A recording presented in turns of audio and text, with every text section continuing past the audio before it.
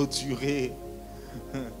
Nous sommes là pour clôturer ces instants d'enseignement qui a pris plusieurs semaines. Voilà, avec des temps d'intermittence, parce que voilà, on était passé à autre chose.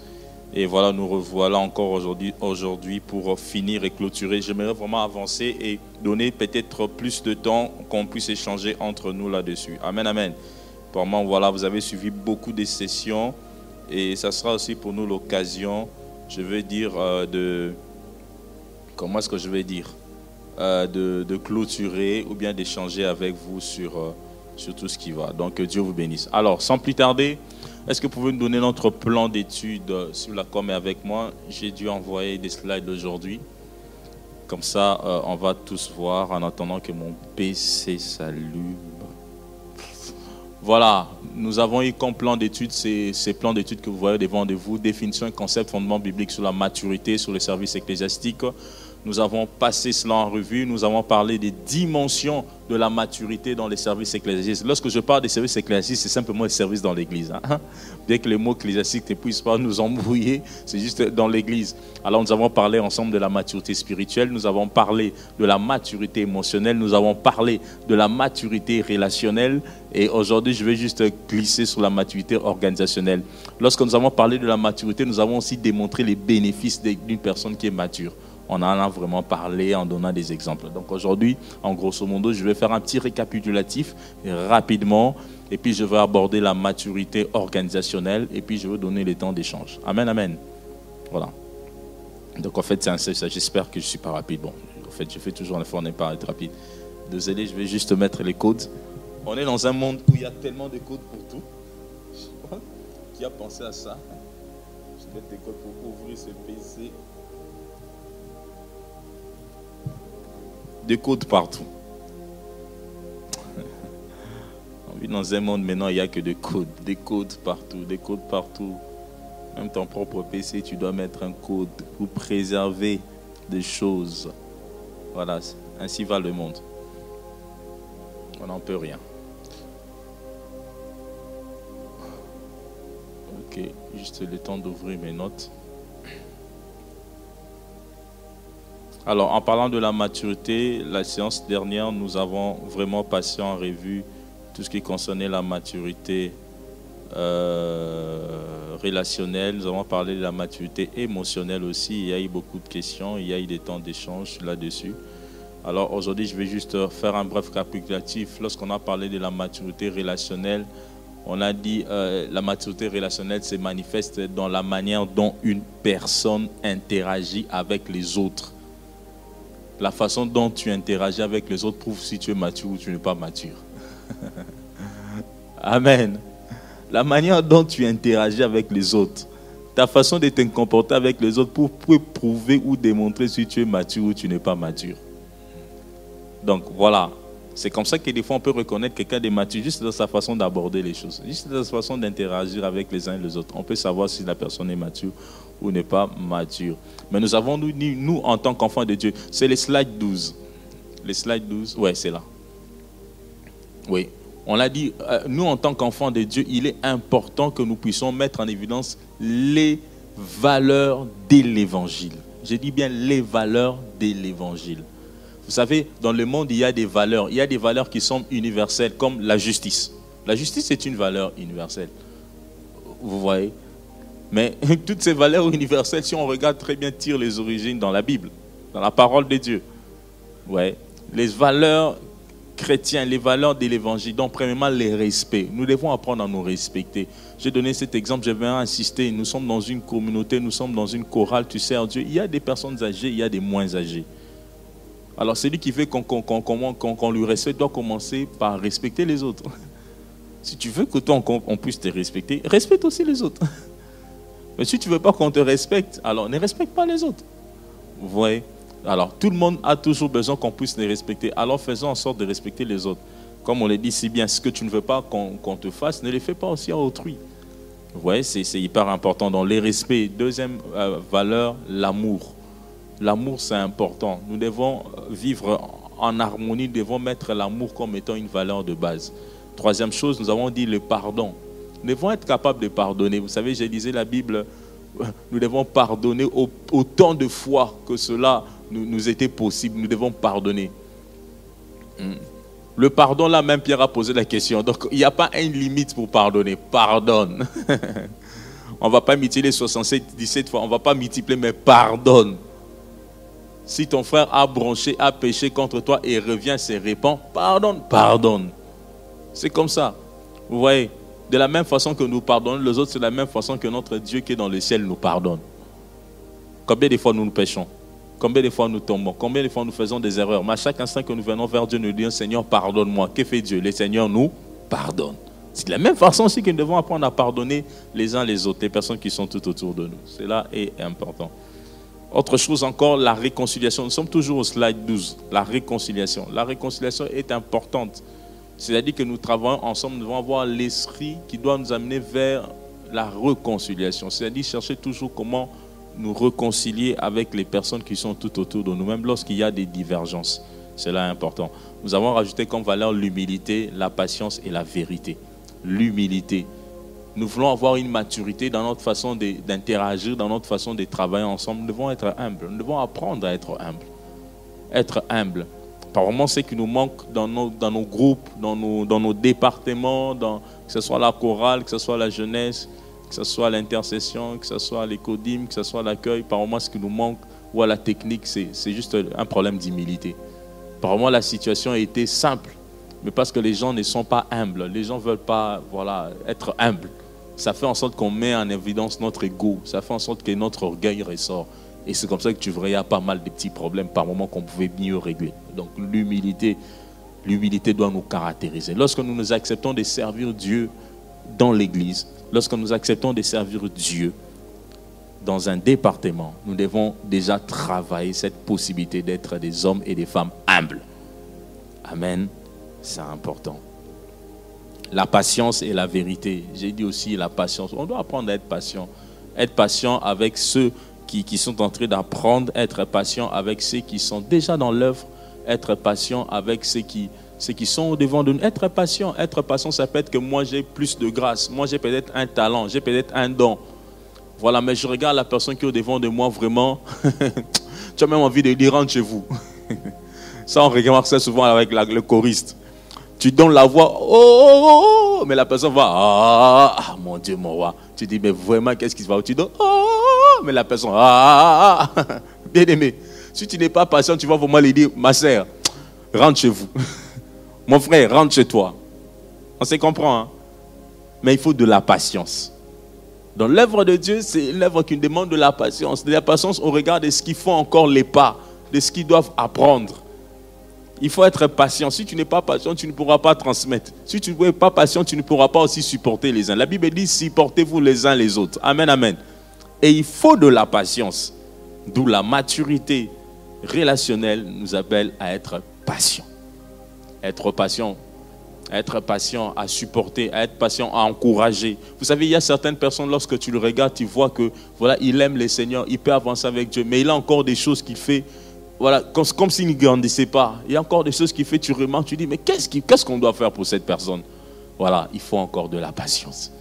Il faut le supporter, il faut l'encourager. Il faut être là pour la personne. Il faut lui dire, ça va aller. Hein?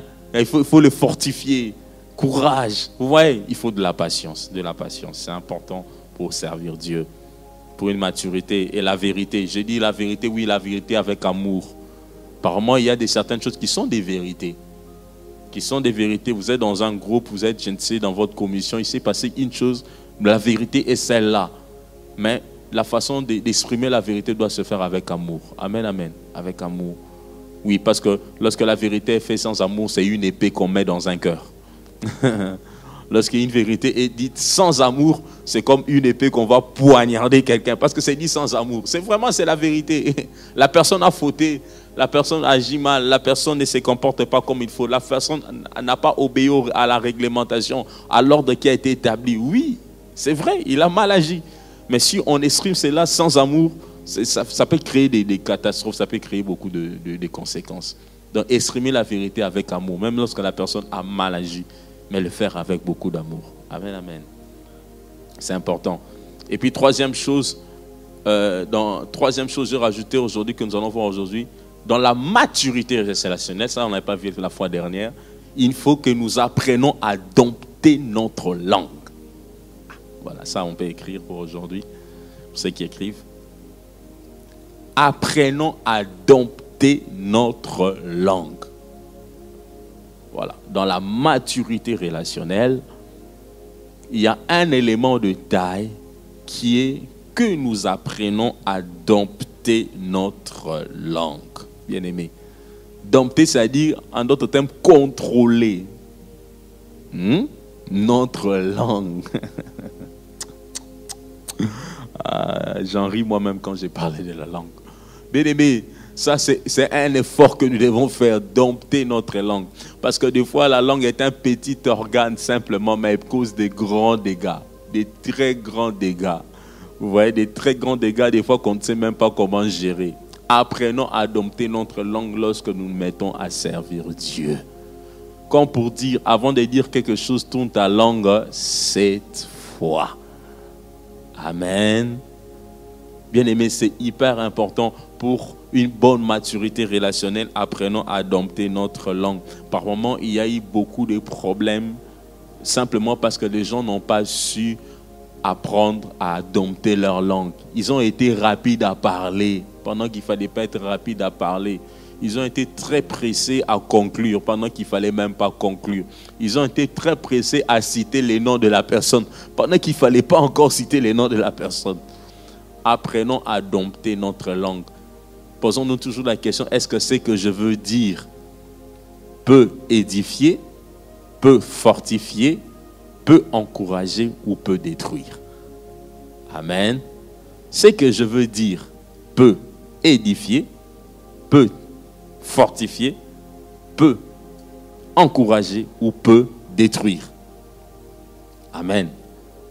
Dompter la langue. Ça, c'est un gros problème.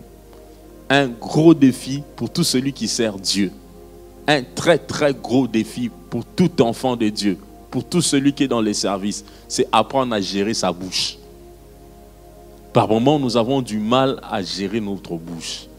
Vous savez, ce qui fait des fois défaut, c'est qu'on a, ce que j'ai constaté, c'est l'humour. Vous voyez l'humour? Des fois, les gens veulent mettre des blagues où il n'y a pas de blagues. Je ne sais pas si je me comprends. J'aimerais vraiment qu'on soit pratico-pratique. Des fois, les gens mettent la blague où il n'y a pas de blague. Des fois, les gens veulent apporter l'humour où il n'y aurait pas eu d'humour. Et tout le monde n'est pas habitué à la blague. Tout le monde aussi n'est pas habitué à l'humour. Je ne sais pas si je me fais comprendre. Il peut y avoir une situation qui est simple. On peut la traiter comme ça, mais parce qu'on a ramené la blague à l'intérieur, il y a d'autres gens, la blague, ça ne passe pas. Et ces gens vont se sentir lésés, touchés, or que toi, tu as mené ça dans la blague. Mais tu es en train d'utiliser la blague pendant que tu es en train de blesser quelqu'un. Soyons très prudents, frères et sœurs, avec notre langue. C'est pour ça que j'ai dit dompter la langue. La langue est importante. Pour une bonne maturité relationnelle, nous devons apprendre à dompter la langue. Lorsque nous apprenons à dompter la langue, ça nous permet de progresser. Vous allez nous donner un passage, s'il vous plaît, Romains chapitre 12, le 18e verset, et nous préparons Psaume 441, le 3e verset. Romains chapitre 12, le 18e. Oui, s'il est possible, autant que cela dépend de vous, soyez en paix avec tous les hommes. Voilà, soyez en paix avec tous les hommes. C'est-à-dire quoi? Pour être en paix avec tous les hommes, c'est-à-dire que déjà nous devons savoir ce que nous disons dans notre bouche, ce que nous disons sur nos lèvres, ce que nous disons aux autres. Nous devons avoir des messages de paix. Amen. Des messages de paix. Parce qu'il y a certains mots, certains messages qui ne sont pas des messages de paix, mais ce sont des messages de turbulence. Ce sont des messages pour apporter la turpitude. Ce sont des messages pour apporter le chaos. S'il est possible, si vous avez cette possibilité-là d'être en paix, soyez en paix avec les uns comme les autres. Donc, utilisez notre bouche à bon escient pour que nous ne fassions pas mal aux uns comme aux autres. C'est là important. Donc, apprenons à dompter notre langue. Psaume 141, le 3e verset, s'il vous plaît. Éternel, mets une garde à ma bouche, veille sur la porte de mes lèvres. Waouh! J'aime bien ces passages de David. Il dit, Éternel, mets une garde à ma bouche. Oh my God, my God. Bien-aimés, des fois nous utilisons les gardes qui pour sécuriser la maison. Les gardes pour empêcher les voleurs d'entrer. Les gardes pour empêcher aux gens de voler. Les gardes pour conduire. Mais David demande, Seigneur mon Dieu, mets si possible une garde à ma bouche. Mets quelque chose, Seigneur, qui puisse protéger ma bouche. J'aimerais vraiment que nous puissions imaginer la grandeur et la profondeur de cette demande de David. Seigneur, mets vraiment une garde à ma bouche. En d'autres termes, je ne veux pas que ma bouche fasse n'importe quoi. Je prie que ma bouche, Seigneur mon Dieu, ne dise pas aussi n'importe quoi. S'il te plaît, mon Dieu, aide-moi, Père. Je ne veux pas briser quelqu'un parce que j'ai lâché quelque chose. Je ne veux pas détruire quelqu'un parce que j'ai lâché quelque chose. Je ne veux pas encourager quelqu'un aussi, Père éternel, à perdre même la foi parce que moi, j'avais dit ceci. Amen, amen. Et puis, vous savez, des fois, plus vous montez en notoriété, plus vous montez en grâce, plus les gens vous écoutent. Non, je vais reprendre ce que je dis. Plus vous montez en notoriété, plus vous montez en grâce, plus vous montez en consécration, plus les gens vous écoutent. Et voilà pourquoi, lorsque Dieu commence à vous utiliser, faites un effort que votre bouche ne dise pas n'importe quoi. Amen. Parce que par moments, c'est comme lorsqu'on voit quelqu'un d'élevé, quelqu'un sur qui tout le monde compte, dire quelque chose de mal. Waouh! Vous allez voir, hein? La même chose que lui l'a dit. Mais si c'était quelqu'un d'autre qui n'était peut-être pas connu, il l'avait dit, ça va passer. Mais parce que c'est seulement lui qui a dit ça, oh, ça va aller dans tous les sens. Justement, simplement, pourquoi? Parce que bien aimé, c'est en fonction de sa position et de la notoriété qu'il a. Donc, frères et sœurs, faisons très très attention avec notre bouche. Prions pour notre bouche. Seigneur mon Dieu, les paroles qui sortiront de moi sont vraiment des paroles qui peuvent édifier, qui peuvent encourager, qui peuvent fortifier, qui peuvent relever. Amen, amen. C'est important. Apprenons à dompter notre langue. Et sans plus tarder, je pense que j'ai fini la maturité relationnelle. Nous allons prendre la maturité organisationnelle. La maturité organisationnelle, c'est le slide 13. En prenant la maturité organisationnelle, frères et sœurs, là nous parlons de l'organisation.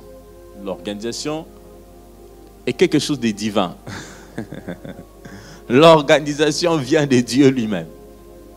Si vous regardez dans les Genèse, la Bible, Dieu n'a pas créé l'homme avant tout. Dieu a d'abord commencé par donner forme à la terre qui était informe et vide. Amen. Il a organisé les choses. Le premier jour, il a fait certaines choses. Le deuxième jour, il a fait d'autres choses. Le troisième jour, il a fait autre chose. Dieu s'est organisé. Alléluia. Chaque jour, il a accompli une tâche.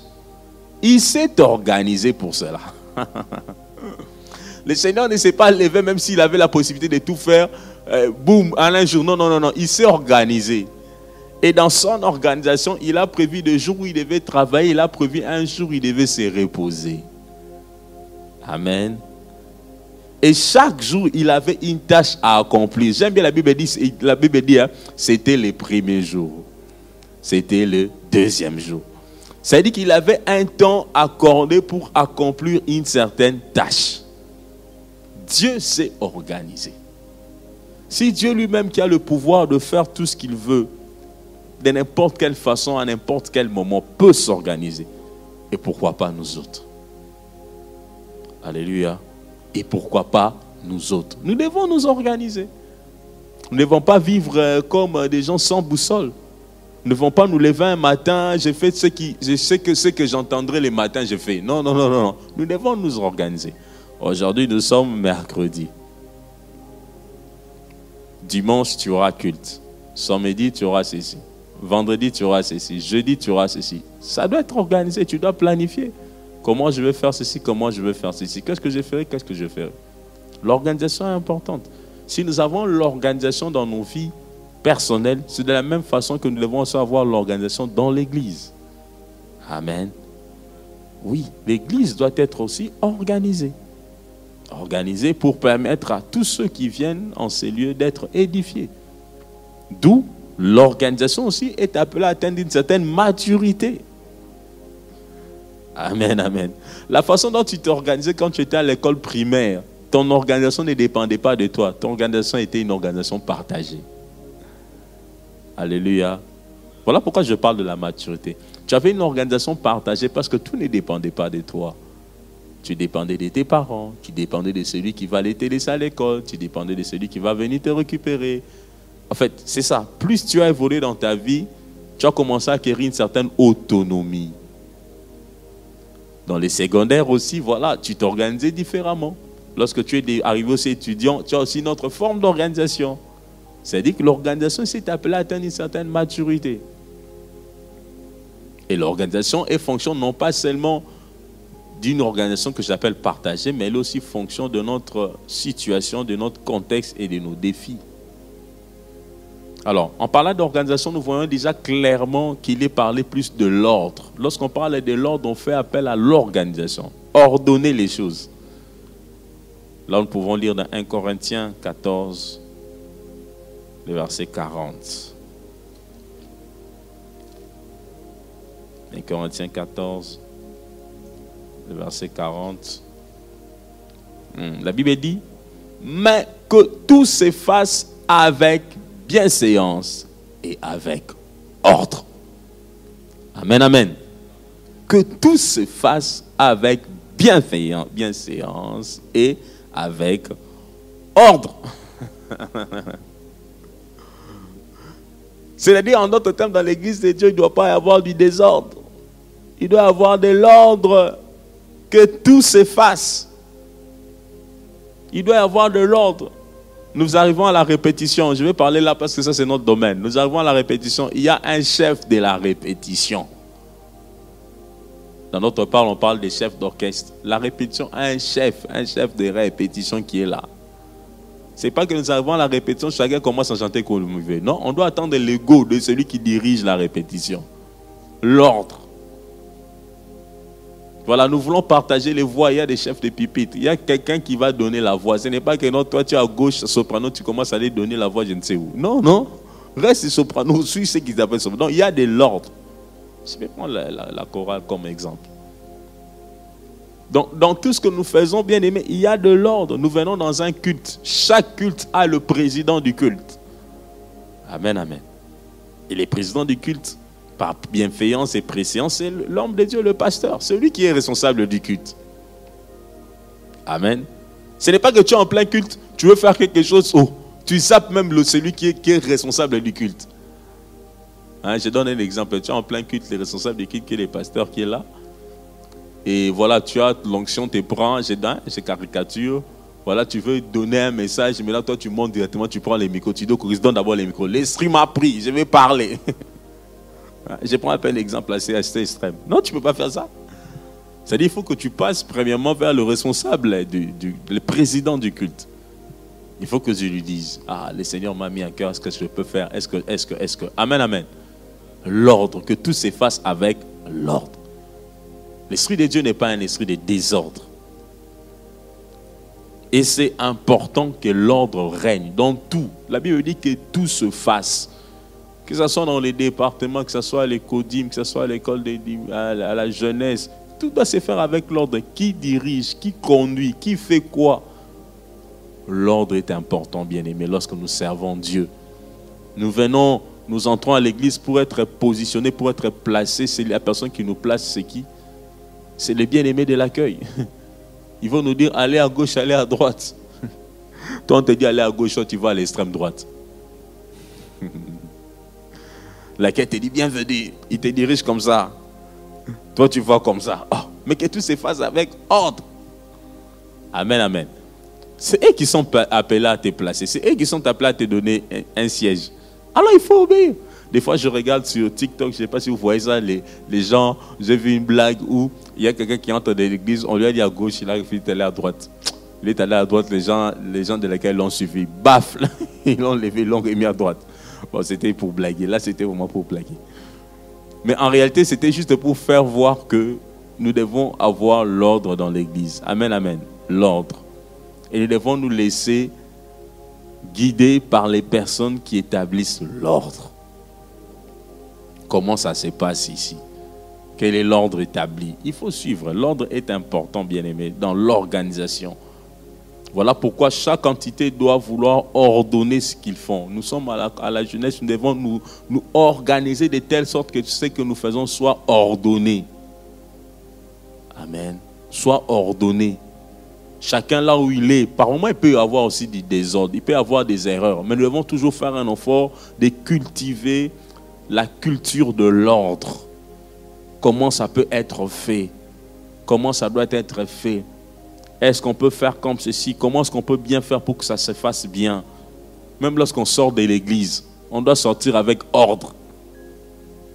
Des fois, vous allez aller dans certaines églises, la porte elle est tellement petite, tout le monde veut seulement sortir. Mais les gens se cognent à gauche, à droite, embouteillage. Non. Même la sortie se fait avec ordre. Et par moments, dans nos églises, sortir avec ordre, qu'est-ce qu'on fait? On dit d'abord, premièrement, le pasteur sort. Parce que le pasteur est censé saluer tout le monde à sa sortie. Donc on laisse le pasteur sortir et puis les autres viennent. C'est de l'ordre qui a été établi parce qu'on a besoin d'échanger avec l'homme de Dieu, soit de saluer. Donc il y a de l'ordre dont la personne doit sortir. L'ordre est fonction de où vous êtes, dans la façon dont vous faites les choses. On doit s'organiser de telle sorte que tout se passe avec ordre. Nous sommes à l'intercession, nous arrivons. Quel est le mot? Comment est-ce que ça fonctionne? Lorsqu'on arrive, tout le monde commence à prier. Ou bien, qu'est-ce qui est établi lorsqu'on arrive? Lorsqu'on a notre réunion à l'intercession, ça se passe comment? Ça se fait comment? Lorsqu'on arrive, tout le monde doit commencer à prier comme il veut. Ou bien lorsqu'on arrive, il faut d'abord qu'on attende le go.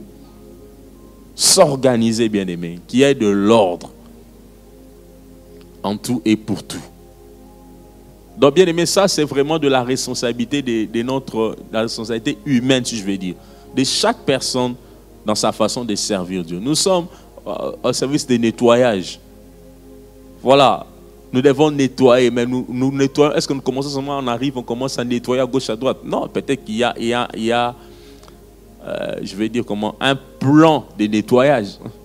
Lorsqu'on arrive, on commence premièrement par enlever, ramasser tout ce qui était resté. Je parle sous le contrôle de Frère Glody. Je ne sais pas, j'imagine. On commence par ramasser tout ce qui était tombé. Et puis, après avoir ramassé, deuxième étape, on va commencer par balayer. Troisième étape, on va passer l'aspirateur. Quatrième étape, je ne sais pas quelles sont les étapes qu'il y a là-bas, mais j'imagine. Ou bien on commencera d'abord par les toilettes. Il y a un ordre, il y a un prescrit bien établi, un process. Dans chaque entité, un ordre doit être établi pour permettre aux gens de savoir on commence ici, on finit là-bas. Amen, amen. J'ai donné un peu des exemples banals pour dire l'ordre est important dans l'église. Nous sommes dans la gestion des matériels, nous sommes dans la communication, la technique. Vous savez, on a voilà l'ordre. L'ordre, ça s'est fait comment? C'est lui qui arrive les premiers, fait quoi? Pour un culte, on commence par quoi? Une description des tâches. L'ordre, frères et sœurs, l'ordre. L'ordre est important et ça nous permet d'être efficaces et efficients. Deuxième chose dans la maturité organisationnelle, c'est l'organisation par rapport à un défi ou un projet. Par moment, dans une entité, nous nous organisons aussi en fonction des projets et des défis. Amen, amen. On peut savoir que nous fonctionnons comme ceci, on fonctionne comme ça. Mais à cause d'un projet, l'organisation peut changer. Est-ce qu'on se comprend? C'est-à-dire qu'on peut être à l'église, nous fonctionnons par exemple mercredi, vendredi, dimanche. Ça, c'est l'organisation qui existe. Mais on s'est dit maintenant qu'on a séminaire. Alors, parce qu'on a séminaire, l'organisation va changer. C'est-à-dire l'organisation est une entité qui est aussi dynamique. Est un concept très dynamique. En fonction des projets et en fonction des défis qu'on a. Voilà, parce qu'on a séminaire, ça va changer. On ne sera plus là peut-être mercredi, vendredi, dimanche, mais parce qu'on a séminaire, on va fonctionner par exemple mercredi, jeudi, vendredi, samedi, dimanche. Et parce qu'on va fonctionner mercredi, vendredi, samedi, dimanche, c'est-à-dire les personnes qui seront appelées à accomplir certaines tâches, ce ne seront peut-être pas les mêmes, parce qu'on va rajouter des jours de plus. On va peut-être faire appel à des bénévoles, on va peut-être faire appel à d'autres personnes qui vont sûrement prendre d'autres responsabilités. Amen, amen. Voilà pourquoi j'ai dit que l'organisation est aussi fonction des défis et de projets qu'on a. On réadapte les choses en fonction des défis qui nous sont imposés. On réadapte les choses aussi en fonction des projets qu'on a en devant de nous. Nous pouvons lire cela avec Néhémie chapitre 4. Nous pouvons prendre les livres de Néhémie chapitre 4, le 13e au 14e verset. Voilà. Néhémie dit ceci: c'est pourquoi j'ai placé dans les enfoncements, derrière la muraille et sur des terrains secs, les peuples par famille, tous avec leur épée, leur lance et leur arc. J'ai regardé et maintenant, et m'étant levé, j'ai dit aux grands, aux magistrats et au reste du peuple: ne les craignez pas, souvenez-vous du Seigneur, grand et redoutable, et combattez pour vos frères, pour vos filles, pour vos femmes et pour vos maisons. Amen, amen. Là, nous voyons que Néhémie a réorganisé le peuple différemment. Il est en train de bâtir la muraille. Il avait face à lui des ennemis qui ne voulaient pas que la muraille soit reconstruite. Alors, comme il était sujet à des attaques, il a dit réorganiser Israël. Amen, amen. Il a dû réorganiser les choses. Cette fois-ci, derrière les murailles, il place des gens en famille. Mais il dit, vous êtes en famille, vous devez avoir la possibilité d'avoir avec vous l'arc, l'épée. Mais tous nous savons que cette affaire de combattre, c'était une affaire qui était d'abord attachée à l'armée. Amen. C'était d'abord l'armée qui était appelée à combattre. Vous voyez? C'était l'armée. C'était ceux qui étaient pris dans l'armée qui devaient combattre pour Israël. Mais cette fois-là, Néhémie n'utilise pas l'armée, mais il utilise les familles. En d'autres termes, il utilise tout le monde. C'est-à-dire que tout le monde devait être prêt à combattre et à se battre. La tâche n'était plus qu'assignée aux militaires ou à ceux qui sont présupposés, aux légions, à ceux qui sont dans l'armée. Mais la tâche maintenant était attachée à tout le monde. Je ne sais pas si quelqu'un me comprend. C'est-à-dire qu'on peut des fois réorganiser les choses en fonction des défis que nous avons. Alléluia. Certaines tâches peuvent être attribuées à une personne ou à une autre en fonction des défis qu'on a face à nous. Même si à la maison, c'est toujours papa qui va faire ceci, mais on peut arriver dans une saison, on commence à se dire non, non, non, cette saison, il ne sera plus que papa va faire ça, même les enfants vont faire ceci. Même toi aussi, tu vas faire ceci. On attache tout le monde à la tâche, tout le monde au projet, parce qu'on se dit que non, on doit réorganiser les choses pour maximiser nos chances de réussite. Amen. C'est de faire la même façon à l'église. Nous pouvons réorganiser des choses en fonction des projets et des défis que nous avons. Néhémie l'a fait. Cette fois-ci, la tâche n'était plus donnée qu'aux militaires, mais la tâche était donnée aux familles de défendre Israël, de défendre Jérusalem. D'où ne soyez pas étonnés que vous pouvez avoir une forme d'organisation qui existe, mais en fonction des défis et des projets qu'on a, on peut changer l'organisation. Et ça appartient à la sagesse de ceux qui dirigent, à la sagesse de ceux qui font les choses, de réattribuer les tâches pour qu'on puisse aboutir à une solution qui nous soit favorable. Troisième chose, j'ai parlé des défis ou des projets. On peut organiser les choses aussi en fonction des projets. On a tel projet, mais je pense que pour que nous réussissions ces projets, on peut réorganiser ces choses. Voilà, c'est comme avec la jeunesse. La jeunesse a une retraite. Alors, on a regardé les budgets qui nous est demandé pour cette retraite est tellement élevé. On s'est dit, mais qu'est-ce qu'on peut faire en tant que jeune? Voilà, on a réfléchi. Et on en a parlé au pasteur. Et quelques initiatives ont vu le jour. On s'est dit, bon, on va vendre les beignets. Ah, depuis quand les jeunes commencent à vendre les beignets? Non, mais on a organisé les choses. Amen, amen. Parce qu'en fait, il y a un défi, il y a un projet. On va vendre les beignets. Ah, voilà. Ok, on va vendre des jus. On va faire ceci. Oh, la jeunesse, comment vont vendre des beignets? Non, voilà. C'est parce qu'il y a un projet. Ah, on va laver les voitures. Car j'ai béni déjà pour tous ces jeunes qui qui ont donné de leurs sacrifices, de leur temps. Que Dieu vous bénisse. J'en profite pour bénir tous ces jeunes vraiment qui ont vendu les beignets, qui ont été là tous les dimanches sous le soleil. Que Dieu vraiment vous bénisse et se souvienne de vous. Si cette retraite aura vu le jour, c'est parce que si vous avez contribué physiquement, vous avez été là. Amen, amen. L'organisation. Voilà, c'est-à-dire qu'on peut avoir un projet, on peut s'organiser différemment, simplement pour atteindre le projet, bien que ce n'est pas quelque chose que nous faisons si souvent ou de façon régulière. Troisième chose, organiser selon la compétence. Je vais parler de la compétence. Vous savez, certaines organisations se font selon la compétence. On organise les choses sur base de la compétence. On n'organise pas les choses, c'est parce qu'il est spirituel. Non, je n'aime pas les côtés spirituels. Mais il y a des gens qui peuvent organiser les choses simplement sur base de la compétence. Le frère a telle compétence. Alors en organisation, lorsqu'on va organiser les choses, on tient plus compte de la compétence que d'autres choses. Amen, amen. Parce que par moment, on peut organiser les choses simplement, on l'organise parce qu'on se connaît. Non, non, non, non. Il y a certaines organisations, on le fait sur base de la compétence. J'insiste, je parle bien de la compétence. On ne les fait pas sur base, non parce qu'on parle bien. Non, non, non. Ou parce qu'il est ancien. Non, non, non, non, non. Parce qu'il a traîné à l'église. Non, non, non, non, non. Ou parce qu'il est né de nouveau. Non, non, non, bien que c'est essentiel. Mais on le fait sur base de la compétence. Mais compétence, c'est un enfant qui est chrétien quand même.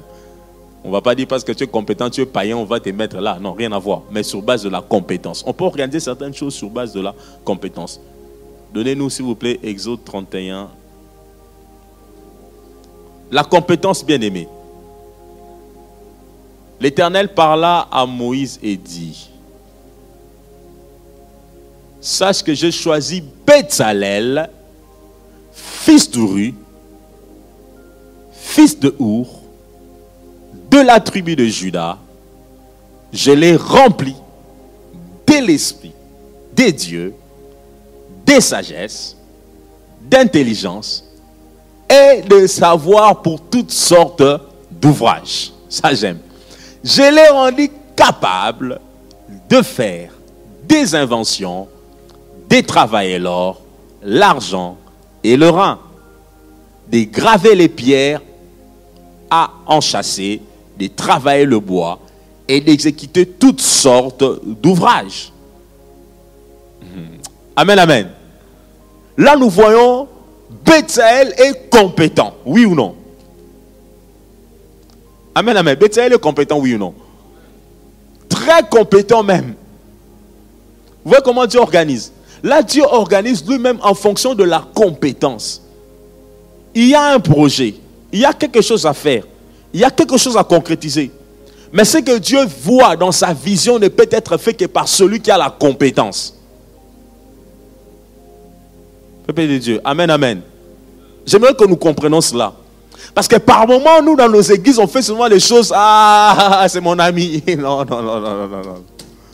Même dans la politique, hein, ah, c'est mon pote. Ah non, avec lui, on a commencé il y a longtemps. Aïe, aïe, aïe, non, non, non, non. Bien, mais la confiance, oui, la confiance, elle est bonne. Mais quelquefois, on a aussi besoin de la compétence. Par moments, nous faisons des choses sur base de la confiance. Je ne dis pas que c'est mauvais. Mais pour certains enjeux, pour certains défis, pour certaines valeurs, pour certaines visions, on a besoin de la compétence. Dieu lui-même l'a démontré. Vous savez, lorsque je lisais ça, en fait, Moïse était là, n'est-ce pas? Moïse était choisi de Dieu. Amen, amen. Aaron était sacrificateur, n'est-ce pas? Moïse était celui que Dieu avait choisi. Mais pourquoi Dieu ne remplit pas seulement Moïse lui-même de la capacité de faire ça?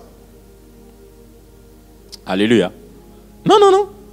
Il n'a pas rempli Moïse. Il a laissé Moïse être l'homme roi, le leader, le conducteur.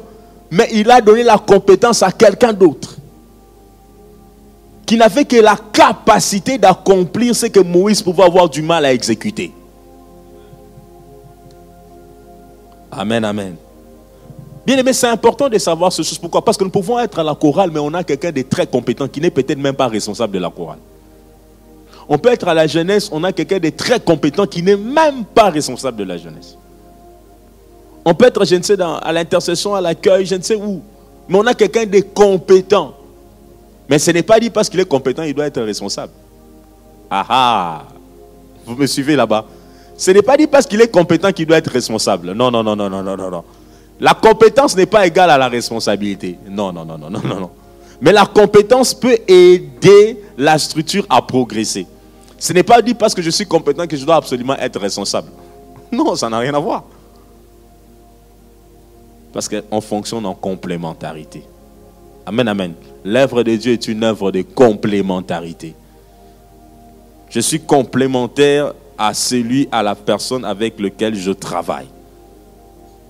Au regard de ce que Dieu a mis en moi. Là, vous voyez vraiment clairement bien aimé, Bethel était compétent pour exécuter certaines choses. Voilà pourquoi l'organisation par rapport à Bethel était autre chose. Dieu a organisé en fonction de la compétence. Il a déjà placé Bethel comme pour dire, lorsqu'on voulait faire ceci, on va passer vers qui? On va passer par Bethel. Lorsqu'il faut aller acheter des rideaux, on va passer par qui? On va passer par Bethel. Lorsqu'il faudrait prendre l'or à quel carat, il faut le purifier par les feux, on va passer par qui? On va passer par Bethel. Lorsqu'il fallait ramener du bois, le bois, je ne sais, des cèdres, le bois, je ne sais lequel, qu'on devait tailler, on va passer par qui? On va passer par Bethel. Bethel devient la référence dans ces domaines-là. Est-ce qu'on se comprend, frères et sœurs? C'est comme ça que lorsque nous servons, nous pouvons voir dans nos entités des gens qui sont compétents. À l'audiovisuel, il y a des gens qui doivent être des gens compétents. Moi, si tu m'amènes à l'audiovisuel là-bas, vous m'aidez dans un kit, vous allez pleurer. Alléluia. Malgré mon onction, vous allez pleurer. Les gens vont appeler de partout. Qu'est-ce qui se passe aujourd'hui? Vous avez mis qui là-bas? Vous avez mis qui là-bas? Vraiment, ça c'est un sorcier. On va même traiter des sorciers là-bas. Parce que simplement, je suis incompétent. Est-ce qu'on se comprend bien, aimé? C'est comme ça que chacun de nous doit savoir où est sa compétence. Il faut savoir c'est quoi tes compétences. C'est quoi ta compétence en fait? En fait, qu'est-ce que tu connais? Il faut les savoir, frère et sœur. Il ne faut pas avoir honte de les dire. Moi, je suis compétent dans ça. Moi, dans ça, pardon. J'ai donné un exemple. Moi, si vous m'amenez là-bas, frère, c'est une calamité, cacophonie. Ce jour-là, on va commencer à chercher des démons pour rien. Ce n'est pas question des démons, c'est question d'incompétence. Amen, amen. Souvent, certaines choses, ce ne sont pas question des démons. Les démons est venu ensorceler les tables mixées, rien à voir. Ah, qu'il te en a des démons, qui trop.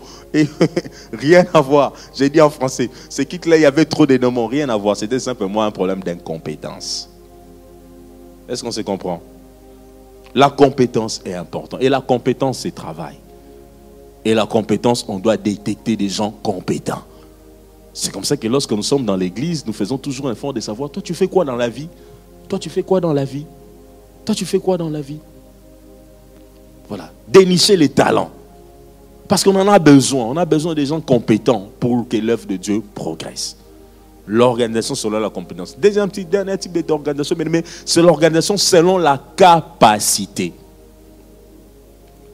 Hein? Il y a bien nuance entre compétence et capacité. Organisation selon la capacité. Vous pouvez donner Exode 18, 21. Exode 18, 21. Là, nous parlons de l'organisation selon la capacité. Hein? Des fois, on peut organiser des choses dans l'église. On peut se baser sur la confiance, je ne suis pas contre. Mais à un moment donné, il y a des certains niveaux. Il y a des certaines entités. Il y a des certains départements où on a besoin de la compétence. Où on est même exigeant. Hein?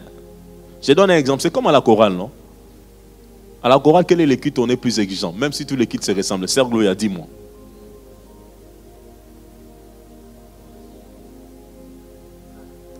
Ah, voilà. La sœur Gloria a répondu, c'est pas moi. La sœur Gloria a dit, les cultes où on est plus exigeant, c'est la sœur Gloria qui a dit, c'est pas moi, de la chorale. Elle a dit ceci, parce qu'on n'avait pas vous ne l'entendez pas. Elle a dit, les cultes où on est plus exigeant, c'est les cultes des dimanches et les cultes spéciaux. On est un peu plus exigeant. On se comprend. Là, on ne s'amuse pas. Mais dernièrement, nous étions allés chanter à la Pentecôte, non? On a répété, oh my God, on a souffert. On était trop exigeants même. Quelque chose pouvait lasser. Non, papa Antonio disait, non, non, non, non, bien aimé, vous allez reprendre là-bas. Oh, voilà. Il faut reprendre ça. Ah, non, non, non, non, frère, pardon, pardon. Ça sera sur les lives, pardon. On comprend? Là-bas, c'était de la compétence. C'est plus question, oh non, c'est moi qui chante ça, oh. Non, c'est pas que tu chantes quoi, oh. Tu dois répéter, répéter. Même avant qu'on dise, on a répété, on a répété. Quand tu dors, on te dit encore même dans le son, je répète. Tu dors, mais tu répètes. Amen, amen. La compétence. C'est important. Voilà pourquoi, frères et sœurs, par moments, nous n'atteignons pas une certaine maturité dans notre organisation. Parce que lorsqu'il s'agit de la compétence, il y a certaines personnes qui touchent qu'on ne les aime pas. Ce n'est pas qu'on ne t'aime pas, on t'aime. Mais ici, mon frère, c'est question des compétences ici. On t'aime bien. Mais pour ça, on a besoin de la compétence. Parce que c'est l'image de l'église. C'est l'image de la structure. C'est l'image de la cohérence. C'est l'image de l'entité. Ici, on a besoin de compétences. Ce n'est pas question, oh, Michel coopère bien avec Papa Rémi, c'est son homme. Non, Michel, c'est question de compétences. Raymond va dire, oh, c'est mon vieux. Non, question de compétences. Amen, amen. Nous devons comprendre ça. C'est essentiel et c'est important dans la vie. Et dans notre marche, dans l'organisation de l'église, par moment, nous avons besoin que la compétence aussi puisse être mise à disposition pour que la gloire revienne à Dieu. Voilà pourquoi toi qui es compétent, ne cache pas tes compétences. On en a besoin. On peut se casser la tête pour faire un rapport financier. Par exemple, il y a une personne ici qui est compétent dans tout ce qui est finance. Mais viens. Oh, c'est pour la gloire de Dieu, non? La compétence est importante, bien aimé. Et nous l'avons vu avec Dieu. Deuxième type, nous allons parler maintenant de l'organisation selon la capacité. On peut organiser des choses simplement selon les capacités des gens. C'est très différent. Capacité, c'est simplement ce que la personne peut faire. Donc, il peut le faire. Mais la compétence, il sait bien le faire. J'aimerais vraiment que vous compreniez la nuance. Capacité, il peut le faire. Compétence, il sait bien le faire. Amen, amen. C'est-à-dire, par moment, il peut y avoir des gens qui travaillent dans l'œuvre de Dieu simplement parce qu'ils ont la capacité et non pas la compétence. Ça aussi, c'est en fonction des personnes qu'on a. Imaginez-vous que le pasteur n'a qu'au devant de lui que des gens capables. Il va faire quoi? Il va les utiliser. Mais je crois qu'il prie aussi nuit et jour pour que Dieu lui donne des gens compétents. Amen. Nous devons prier. Nous sommes dans l'entité, nous sommes à l'église. Nous devons prier, Seigneur, donne-nous des gens compétents qui t'aiment et qui te craignent. Je néglige pas les gens capables. Ils peuvent devenir compétents. Mais ils sont que capables. Nous devons, bien aimé, vous savez, dans l'œuvre de Dieu, moi j'aime une chose. Il faut être clair. Ça, je peux le faire. Mais je ne sais pas bien le faire. Amen. Voilà, lorsque déjà vous découvrez dans votre intimité, lorsque vous commencez à savoir dans vos talents ce qui est compétence et ce qui est capacité, ça va vous permettre d'avancer. Par moments, les gens ont du mal à savoir même les dons qu'ils ont parce qu'ils ne savent pas faire les distinguo entre ce qu'ils savent bien faire et ce qu'ils peuvent faire. Voilà pourquoi vous allez voir beaucoup de gens dans l'église s'embrouillent. Frère, tu as quel don? Sœur, tu as quel don? Ils s'embrouillent. Ah, moi j'ai quel don? C'est parce qu'il n'a pas encore su découvrir ce qu'il sait bien faire et ce qu'il peut faire. Ma prière et le désir de mon cœur ce soir, même pendant que je te parle, que tu arrives à découvrir ce que tu sais bien faire et ce que tu peux faire. Amen, amen. Le frère Rémi peut prêcher les adolescents. Le frère Rémi peut être à l'écodime dans la classe de Tantine Mandila de 2 ans, c'est 2 ans et demi. Mais le frère Rémi ne saura pas bien faire chez les 2 ans et demi. Est-ce qu'on se comprend?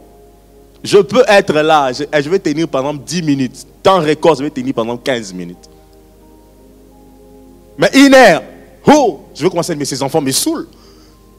Ils me saoulent. Je vais utiliser vos termes là, vous dites quoi? C'est me saouler, hein, c'est ça?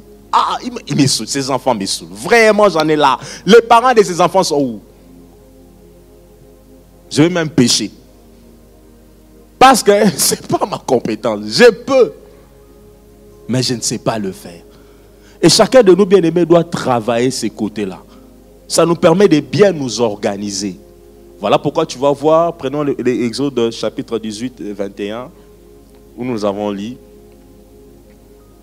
La Bible dit, choisis parmi tout le peuple des hommes capables, craignant Dieu. Des hommes quoi? Capables. On n'a pas parlé des compétences. Parce qu'en fait, l'excellence de juger le peuple était donnée à Moïse. Amen, amen. C'était Moïse qui avait l'excellence pour juger le peuple. C'était lui que Dieu avait établi comme étant le berger d'Israël. C'était lui que Dieu avait établi comme étant la lumière d'Israël. C'est une façon de parler, bien que Christ est notre lumière. Amen, amen. C'était lui qui avait l'élection pour ces choses. Mais pour désengager, pour en fait alléger sa tâche, il devait choisir des hommes capables. Mais des hommes capables qui choisissaient, c'était aussi en fonction des niveaux. Dans la capacité, il y a aussi des niveaux. Amen, amen. Lorsqu'on veut organiser selon la capacité, il y a aussi des niveaux. J'insiste, il y a des niveaux. Voilà pourquoi tu vas même voir ça avec Moïse lui-même. Il dit, choisis parmi tout le peuple des hommes capables et craignant Dieu, les hommes intègres ennemis de la cupidité, établis sur eux comme chef des 1000, chef des 100, chef des 50, chef des 10. Est-ce qu'on se comprend bien? La personne qui était capable pour 10 n'est pas capable pour 1000. Amen, amen, peuple de Dieu. La personne qui était capable pour 10 n'est pas capable pour 1000. Même dans la capacité de je peux le faire, mais c'est aussi en fonction d'un certain échantillon. C'est aussi en fonction d'un certain nombre. C'est aussi en fonction d'une certaine tâche. Je peux le faire.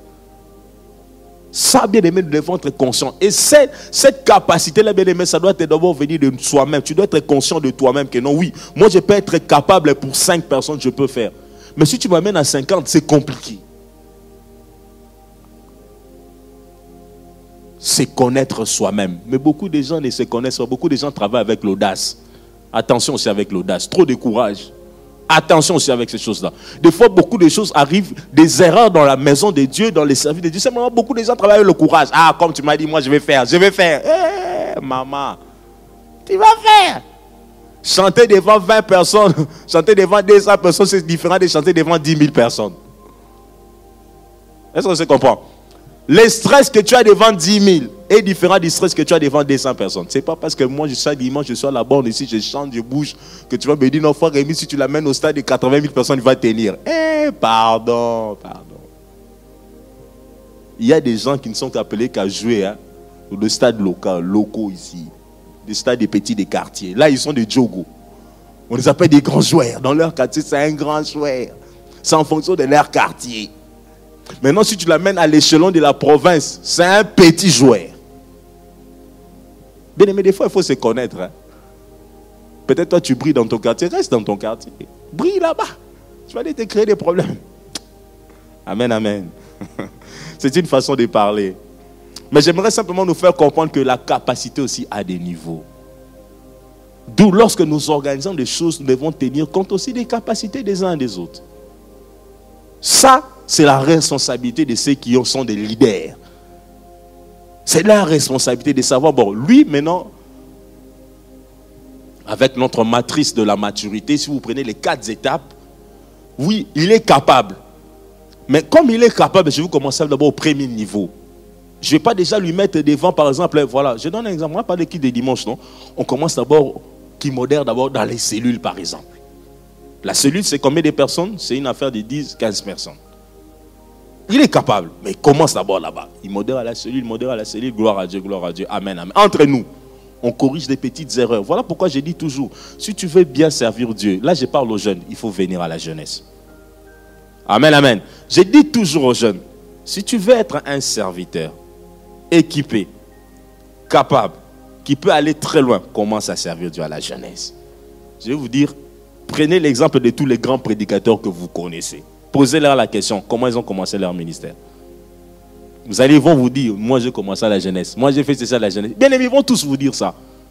Parce que par moments là-bas, on est cachés entre nous. On est dans notre milieu, nous entre jeunes. On peut faire des petites erreurs, mais ça restera entre nous. Là-bas, on corrige. Parce que nous, le jour qu'on va te dire, bon, maintenant, on va te mettre, bon, pasteur, il est prêt. Papa, pasteur m'appelle, frère Rémi. Le frère là, oui, pasteur, il est prêt. Vraiment, on a vu des petits trucs. Lorsque tu vas monter, tu ne vas plus commencer à parler à gauche. Tu es à droite et les micros à gauche, tu parles à droite. Non, non, non. Tout ça, déjà, on a déjà checké ça entre nous. On a déjà corrigé. On a nos frères. Non. Mais quand même, la veste. Toi, tu ne sais pas aussi nouer la cravate. On enfile comme ça. Quand tu te présentes devant les gens, j'ai fait comment? On fait des petites répétitions entre nous. Amen, amen. C'est entre nous. On te donne la chair entre nous. Et par contre, on te répond, non, là-bas, il ne faut pas faire ceci. Parce que c'est une capacité. Tu as un certain niveau de 10 à la cellule de 15, 18. Ah, maintenant tu vas passer un mercredi. Ah, mercredi, tu vas passer. Non, cellule. Voilà, on va te faire passer dans une réunion entre nous. On va prier. Progressivement. Un jour, maintenant, tu vas arriver vendredi. Lorsque tu arrives vendredi, tu prêches, les gens s'étonnent. Ils prêchent bien. Oh, mais les gens ne savent pas que. Là-bas, dans les secrets, tu étais en train d'avancer, de développer tes capacités. Amen, amen. Bien aimé, voilà pourquoi j'ai dit, dans matière de capacités, il y a des niveaux. Nous devons savoir, nous tous consciemment, moi je suis à tel niveau. Oui, moi je peux faire ceci. Moi je ne peux pas faire ceci. Vous savez, la première fois que je vais donner l'étude biblique, ça je vous dis franchement, moi l'étude biblique, j'ai commencé à les donner ici, à la Banque Bruxelles. Amen. Je vous le dis franchement. Dans tout mon parcours ecclésiastique, moi je n'ai jamais donné les études bibliques. J'ai prêché, j'exhortais, je faisais tout ce que je foutais. Mais les études bibliques, c'est ici à la banque. Mais lorsque m'a demandé de donner l'étude biblique, j'ai dit, Seigneur, je n'ai jamais donné l'étude biblique. J'ai parlé seulement au pasteur Hugues lui-même, mais l'étude biblique, tu veux que je donne ça comment? J'ai d'abord voulu l'écouter lui-même. Il m'a dit, moi, je veux que tu dises ça, tu fasses ça comme ça. Ah, ok, d'accord. Devant moi, j'ai beaucoup de gens que j'ai posé des questions. J'ai posé aussi des questions même à ceux qui sont au Congo. J'ai tel étude biblique, je peux donner ça comment? Parce que je n'ai jamais fait ça. Amen, amen. Oui. Peut-être que les gens m'en regardant quand j'ai de pression me disaient toujours, mais voilà Rémi, tu enseignes bien, tu enseignes bien. Je me rappelle même un jour, moi je n'avais pas de Bible d'études. Je n'ai jamais voulu avoir des Bibles d'études. J'avais toujours l'impression quand tu as les Bibles d'études, ça te ramène beaucoup de trucs. Moi j'aime laisser le Saint-Esprit bouger ma tête. J'avais toujours une Bible normale. Un jour, au Congo, un homme de Dieu est venu me dire, il dit, toi, déjà la façon dont tu développes les choses, il faut t'acheter une Bible d'études. J'ai dit, ma Bible d'études, là, je trouve que c'est la facilité. Parce qu'en fait, tu peux avoir une pensée si tu as un commentateur déjà qui te dit ça. Moi, j'ai l'impression que c'est comme si ça... Moi, j'aime quand je médite ma parole, quelque chose arrive. Wow, j'ai dit, my God! Vraiment. Ouais. Je n'ai pas... Ouais, je lis seulement les Écritures, je prie, je dis, Saint-Esprit, ouvre. J'aime ça. Mais dans les Bibles d'études, tu as quand même des commentateurs déjà qui te montrent un peu la voie. Vous voyez, moi, je n'aimais pas les Bibles d'études. Mais un jour, cet homme de Dieu est venu me dire, Rémi, non, ta Bible est là. Il a même pris ma Bible à vie. Trop d'écrans de couleur à Bible. Non, frère, il faut jeter cette Bible. Il a tellement insisté. Je comprenais ce qu'il voulait me dire. Oui, l'errement, Dieu va te donner. Mais il est aussi mieux de connaître ce que les autres ont dit. Ça t'aide aussi à trouver une correspondance entre ce que toi tu penses et ce que les autres ont dit. C'est comme faire une étude comparative. J'avais compris les messages, j'ai dit, je vais chercher la Bible d'étude. Comme pour dire, bien aimé, nous devons savoir connaître nos capacités et cela est important. Ça va nous permettre, bien aimé, d'atteindre une certaine maturité. Compétence, c'est que je sais bien faire concrètement dans une situation donnée. Capacité, c'est ce que je peux faire. Et dans l'église, chacun de nous doit se connaître. Ce n'est pas pour rien que tu te retrouves dans ces départements-là. Peut-être parce que c'est un département où tu as la compétence. Mais tu peux aller travailler dans un autre département, c'est simplement parce que tu es capable. Il faut que tu le saches. Et tu ne dois pas jamais jalouser la personne qui arrive parce qu'il a la compétence. Amen, amen. Même si tu étais là depuis longtemps, c'est toi qui as commencé les départements là. Mais tu étais que capable. Hein? J'étais là-bas parce que j'étais capable, mais je n'étais pas compétent. Il faut le reconnaître, Seigneur, moi j'étais capable. Voilà pourquoi tu m'as donné 10 personnes. Maintenant que la chose commence à prendre des proportions, c'est comme une cellule, non? Vous êtes dans une cellule, vous avez 10 personnes. Dans une cellule, vous arrivez maintenant à 20 personnes. La cellule maintenant à 100 personnes. Toi tu veux qu'on t'établisse pasteur. Parce que tu étais dans cette cellule-là depuis le début. Tu n'as rien compris. Tu étais capable. Maintenant, il faut la compétence. Amen, amen. Voilà pourquoi des fois, moi, je vois certains débats, je trouve que certains débats n'ont pas de place. Bien que c'est toi qui as commencé dans la cellule. Mais tu avais la capacité, oui. Mais maintenant, la cellule a pris des proportions, on a 100 personnes, on a 200 personnes. Il faut maintenant un pasteur, n'est-ce pas? Il faut qu'on amène quelqu'un de compétent qui est formé pour cela, pour aider. Ce n'est pas qu'on va te déclasser, ce n'est pas qu'on va te rejeter. On doit maintenant quelqu'un qui a l'éthique, qui a la formation pour gérer ce genre de personnes, pour gérer ce genre de situations. Alléluia. Si tout le monde commence à comprendre les choses de cette façon, bien aimé, on aura moins de problèmes dans nos églises. On aura moins de problèmes dans nos départements. On aura moins de problèmes dans nos entités. Savoir que moi, je suis compétent pour ça. Et puis des fois, la compétence, on les découvre en fonction des gens qui nous regardent. Par exemple, quelqu'un peut te regarder, non, toi, je te veux ici, pas là-bas. Mais des fois, nous ne comprenons pas. Oh, pourquoi il veut me déplacer là-bas? Pourquoi il veut m'amener là-bas? Non, parce qu'on sent, on voit. Des fois, c'est ce que Dieu donne à nos leaders, à nos pasteurs. Il leur donne des fois cette sagesse-là, cette capacité de discerner. Toi, tu seras bien dans ça, pas dans ça. Des fois, il faut écouter et prier Dieu. Amen, amen. Et prier, Seigneur, oriente-moi. Où est mon élection? Où est dans les cadres dans lesquels je peux exercer, je peux progresser? Je peux être une bénédiction pour beaucoup. Une bénédiction pour beaucoup. Bien aimé, c'est important. Je me rappelle, on était dans une chorale où on avait une sœur qui chantait mal. Elle chantait mal. Mais elle aimait la répétition. Ouais. Elle était parmi les premières à venir à la répétition. Mais elle chante mal. Ah my God, il y a des gens. Elle chantait mal. Elle manque jamais la répétition, mais elle chante mal. Elle était toujours parmi les premières arrivées. Mais elle avait quelque chose. Très serviable et très sociable. Oula, oula, oula, oula. Ces deux choses-là, nous, on oubliait même qu'elle chantait mal. On pouvait mettre les micros comme ça. Qu'est-ce qu'on faisait? On met les micros, ils sont à 3. Elle, on la met à côté. On penche les micros. On dit, elle, si elle lève la voix au Dieu, mais elle est là avec nous. C'est-à-dire, ceux qui ont compris, ont compris. Elle ne chantait pas bien. Mais très sociable. Très présente. Quand il y avait un souci à la chorale, elle était là pour tout le monde.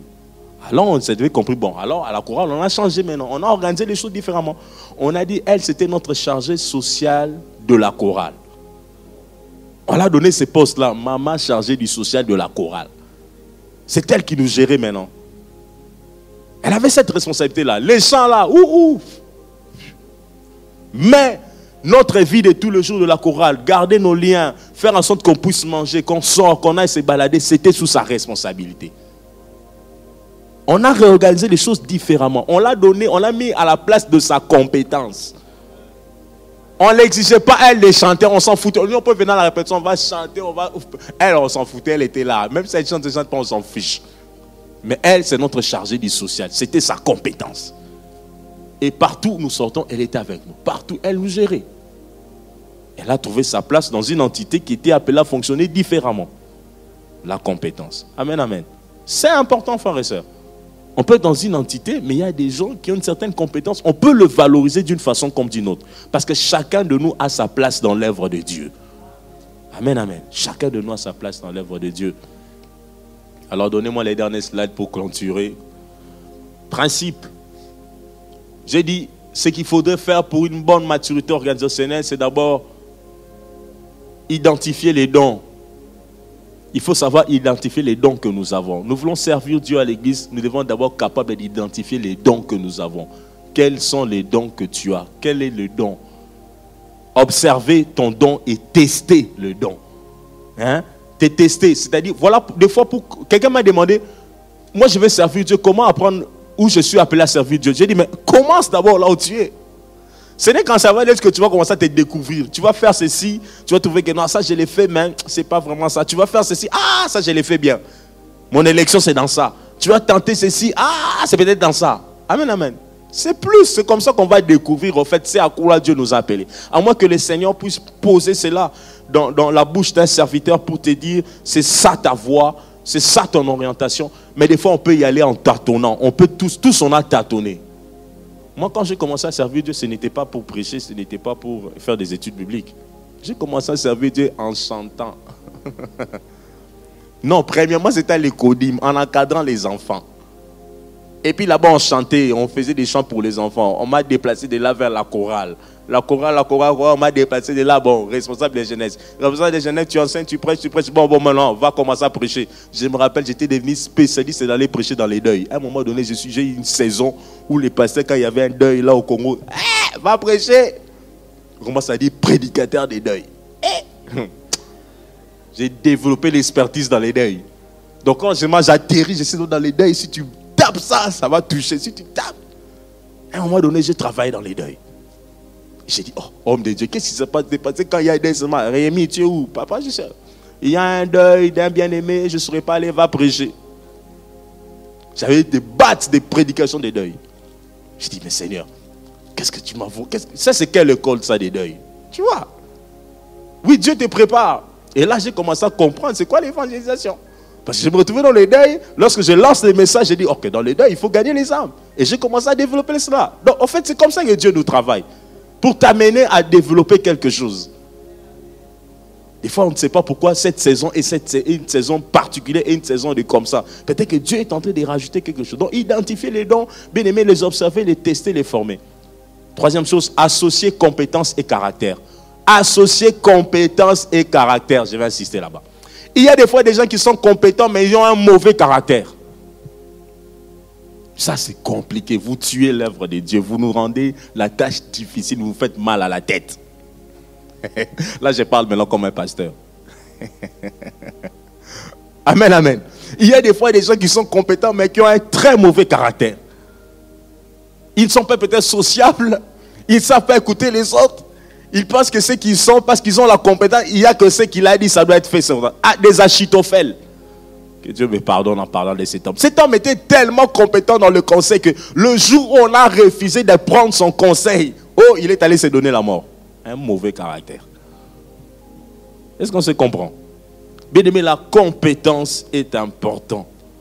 Mais nous devons associer à la compétence les caractères, un caractère d'enfant de Dieu. Et puis, ne pas confier trop tôt à quelqu'un de stable. Vous savez, même si quelqu'un est compétent, maintenant ça je parle aux responsables, je parle à des leaders. Ici il y a des leaders, Michel, Glody, il y a des leaders, maman Lise, il y a des leaders. Il y a des leaders parmi nous, maman Dito, il y a des leaders. Vous tous des leaders. Bien aimé, même quand quelqu'un est compétent, apparemment il ne faut pas les donner aussi des responsabilités plus tôt. Il faut d'abord les tester et les prouver. Parce qu'il peut y avoir des gens qui sont compétents, mais ils sont instables. Et des fois, c'est ce qui crée des problèmes dans nos églises. Parce qu'on a des gens qui sont compétents, mais ils sont tellement instables. Ou bien compétents, mais un coureur de chéri. Ah. Star.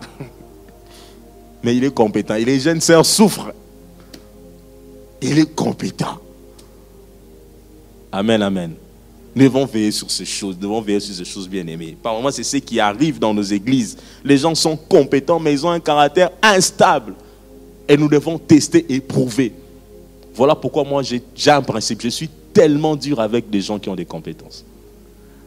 Pour les jeunes, ils savent, même d'où je viens, quand je détecte quelqu'un a une compétence, je deviens trop dur avec la personne. Parce que simplement, je comprends que sa compétence, il faut qu'il ait un caractère stable. Ça doit être quelqu'un d'accompli, quelqu'un qui comprend que je sers Dieu. Ce ne sont pas ses talents d'abord. Parce que s'il ne comprend pas cela, bien aimé, il sera un sujet de scandale pour l'Église. Et avec ce genre de personnes, nous ne devons pas dormir sous le lit, mais nous devons être durs avec eux. Pour qu'ils comprennent qu'ils ont certes la grâce, ils ont certes le talent, ils ont certes la compétence, mais c'est mis au service du peuple de Dieu. Et c'est important, frères et sœurs. Déléguer selon la capacité, pas le même charge pour tous. Favoriser l'unité dans la diversité. Lorsqu'on est dans une entité, nous devons favoriser l'unité dans la diversité. Chacun a sa place et toute personne doit être nécessaire. Réviser l'organisation aux besoins. Amen, amen. Nous pouvons avoir organisé les choses ici. Papa Rémi, c'est le responsable de tel. Il y a maman Odito, c'est le responsable de tel. Oh, papa Antonio, maman Nicole, c'est le responsable de tel. Mais on peut encore réviser tout cela en fonction des besoins et des défis. Amen, amen. J'aime un principe, je dis toujours, nous ne sommes pas des responsables à vie. Alléluia.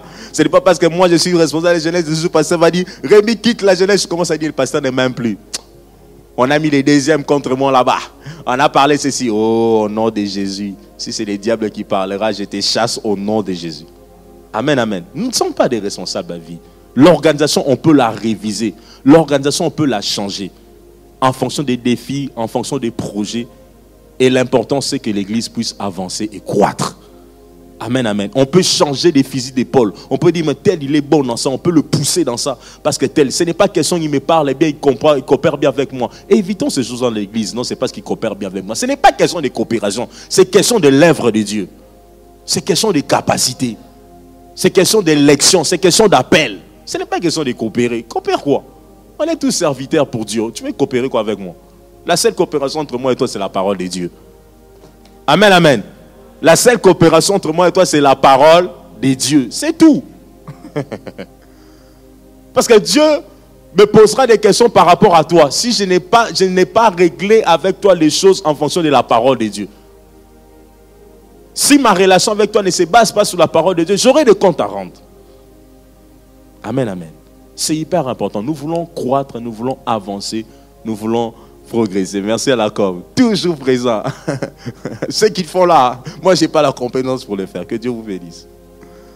Alors nous sommes arrivés à la fin. Est-ce qu'on peut applaudir pour nous-mêmes? Gloire à Dieu. Je pense qu'on a beaucoup parlé de la maturité. On est arrivé à la fin de cette série d'enseignements. Ma prière et les désirs de mon cœur, que ça puisse aider quelqu'un un jour qui pensera à la maturité. Allez sur YouTube, vous allez trouver nos vidéos et vous pouvez toujours revoir. J'espère que je n'ai pas dit des bêtises. Parce que par moment, on peut se réécouter 2 ans plus tard, 10 ans plus tard, ou bien un jour, Shana Believe tombe sur une vidéo. Papa, qu'est-ce que tu avais dit cette époque-là? Oh my God, Seigneur, préserve-moi. J'espère que j'ai dit des choses qui étaient claires sous l'inspiration du Saint-Esprit. Et que Dieu soit béni. Alors, je vais vous donner un petit temps s'il y a quelqu'un a une question ou bien quelqu'un a quelque chose à dire. Voilà, je vous donne la parole, on va clôturer, on va finir avec la maturité. Frère Samuel, que Dieu te bénisse. Prends le micro.